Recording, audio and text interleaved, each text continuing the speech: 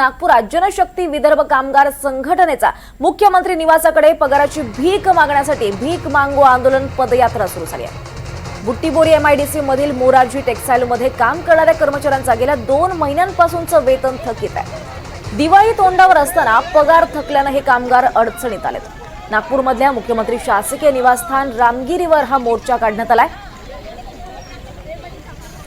अधिक माहिती घेऊयात आमचे प्रतिनिधी संजय तिवारी यांच्याकडून। संजय, काय यांची मागणी आहे? मोरारजी टेक्सटाईल ही कंपनी नागपूर जवळच्या बुटीबोरी एमआयडीसी मध्ये आहे। जुनी कंपनी आहे, पण अलीकडच्या काळामध्ये आर्थिक अडचणीत सापडलेली आहे आणि त्याचा जो दोषारोप आहे तो कुठेतरी प्रशासन जे आहे कंपनीचं त्याकडे देण्यात येत आहे।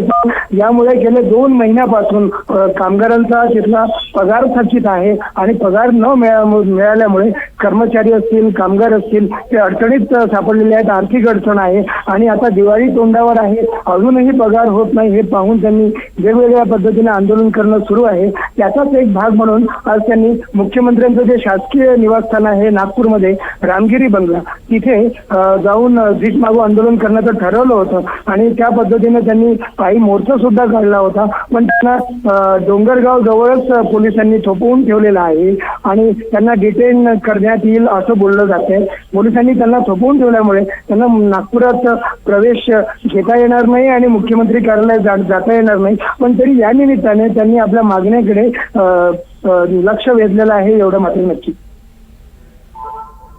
निश्चितच संजय, धन्यवाद या सविस्तर माहितीसाठी।